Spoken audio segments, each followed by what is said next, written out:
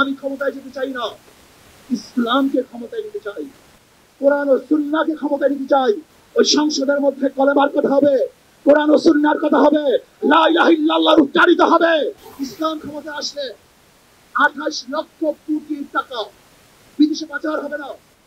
আজকে মঞ্চে যারা আছেন, যদি আমরা মুনাফিকি না করি, মুখের সাথে কাজের যদি মিল থাকেন, আমি এই লক্ষ জনতার সামনে কসম করে বলতে পারি, আগামীতে ক্ষমতায় যাবে ইসলাম, ক্ষমতায় যাবে ইসলাম, কোনো সন্দেহ নাই।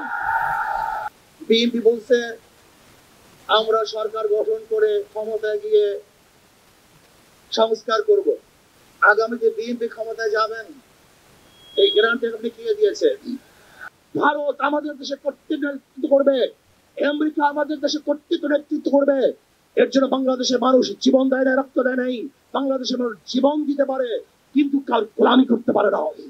জাতীয় সরকার গঠন করার জন্য সবচেয়ে ভালো পদ্ধতি পিআর সিস্টেম নির্বাচন। জাতীয় সরকার সর্বদলের অংশগ্রহণমূলক সরকার, আর সর্বদলের অংশমূলক সরকার গঠন হতে পারে একমাত্র পিআর সিস্টেম নির্বাচনের ভিত্তিতেই। তাহলে কেন বিএনপি মানছে না? কারণটা কি আমি তো বুঝি না। অবশ্যই বিএনপি কেও পিআর সিস্টেমে নির্বাচন মানা উচিত। বিএনপি বলছে আমরা সরকার গঠন করে ক্ষমতায় গিয়ে সংস্কার করব। আগামীতে বিএনপি ক্ষমতায় যাবেন, এই গ্যারান্টি আপনি কে দিয়েছে? আপনি কিভাবে ভেবেছেন বাংলাদেশের জনগণ কোন দুর্নীতিবাজ, চাঁদাবাজ, দখলবাজ, খুনিদেরকে আর ক্ষমতায় নিবে না? বাংলাদেশের জনগণ রক্ত দিয়েছে, জীবন দিয়েছে বাংলাদেশে চাঁদাবাজি করার জন্য নয়, খুন করার জন্য নয়, দেশকে দখল করার জন্য নয়, দুর্নীতি করার জন্য মানুষ রক্ত দেয়, জীবন দেয়।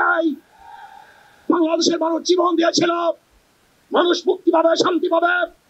আমার গরিব দুঃখী মানুষ ক্ষুধার্ত থাকবে না, বাংলাদেশের একজন মানুষও খোলা আকাশের নিচে থাকবে না, বাংলাদেশের একজন গরিব বস্ত্রহীন থাকবে না। আমার বাংলাদেশের কোন মানুষ গুম হবে না, খুন হবে না, বাংলাদেশের কোন ব্যবসায়ীকে চাঁদা দিতে হবে না, বাংলাদেশের প্রত্যেক নাগরিক অধিকার বাস্তবায়ন হবে, তারা শান্তিতে বসবাস করতে পারবে, নির্বিঘ্নে ঘুমাতে পারবে, আমার মা বোনরা ইজ্জত দিয়ে রাস্তায় চলাফেরা করতে পারবে, বাংলাদেশের মসজিদ থাকবে, মাদ্রাসা থাকবে, দাড়ি থাকবে, টুপি থাকবে, দাড়ির উপরে আক্রমণ করতে পারবে না, টুপিকে ছিনিয়ে কেউ নিতে পারবে না, ইসলামের বাইরে গান পাস করতে পারবে না। এর জন্য জীবন দিয়েছিল, রক্ত দিয়েছিল। দ্বিতীয়বার দাড়ি টানবে, এই দৃশ্য দেখার জন্য মানুষ রক্ত দেয় নাই।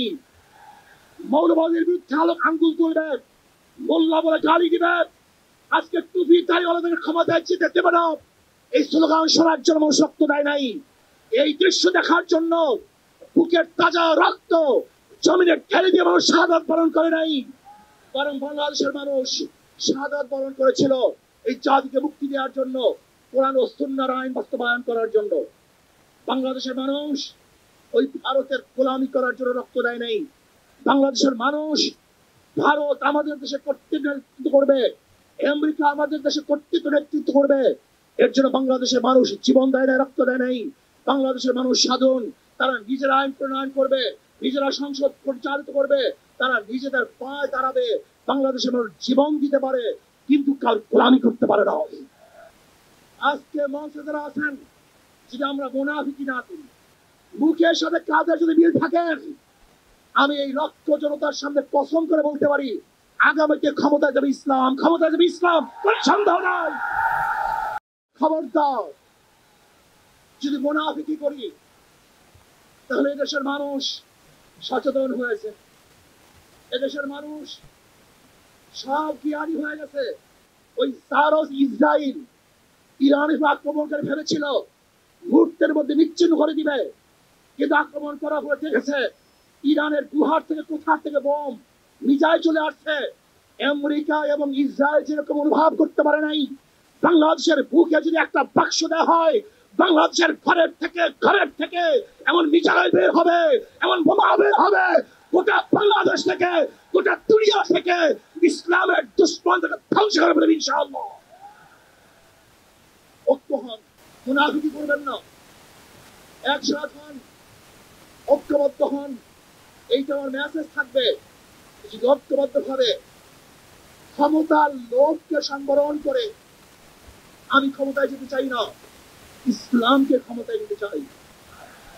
আমি ক্ষমতায় যাইতে চাই না, কোরআন ও সুন্নাহকে ক্ষমতায় নিতে চাই। যিনি আদর্শ লালন করেন, এই নীতি আদর্শ গ্রহণ করেন, ইনশাআল্লাহ নাসরুম মিনাল্লাহি ওয়া ফাতহুন করিম, অবশ্যই সাবিরিন। সেই দিন আসতেছে, আমি দেখতেছি, কোরআন আমার চোখের সামনে আমি দেখতেছি। ওই সংসদের মধ্যে কলেমার কথা হবে, কোরআন ও সুন্নাহর কথা হবে, লা ইলাহা ইল্লাল্লাহ উচ্চারিত হবে। গোটা বাংলাদেশের মানুষ শান্তিতে বসবাস করতে পারবে। জুলুম থাকবে না, অত্যাচার থাকবে না, অবিচার থাকবে না। প্রত্যেকটা মানুষের প্রাপ্তি তাদের ঘরে ঘরে পৌঁছানো। আজকে আমার মা বোনেরা মনে করছে ইসলাম ক্ষমতা আসলে আমাদের অবস্থাটা কি হবে। ইসলাম ক্ষমতা আসলে প্রত্যেকটা মা বোনের ন্যায্য অধিকারকে প্রতিষ্ঠিত করা হবে। ইসলাম ক্ষমতা আসলে আগামী 5-10 বছরের মধ্যে সমস্ত গরিবরা গরিব হিসেবের উপরে চলে যাবে। ইসলাম ক্ষমতা আসলে 28 লক্ষ কোটি টাকা বিদেশে পাচার হবে না। ইসলাম ক্ষমতা আসলে শ্রমিকদেরকে তাদের অধিকার আদায়ের জন্য রাস্তায় নামার কোনো প্রয়োজন হবে না। ইসলাম ক্ষমতা আসলে কৃষক শ্রমিক মজদুররা তাদের অধিকারকে প্রতিষ্ঠিত করার জন্য ইসলামী সরকার তাদেরকে নিয়ে কমিটি গঠন করে তাদের প্রাপ্তি তাদের কাছে পৌঁছে দিবে।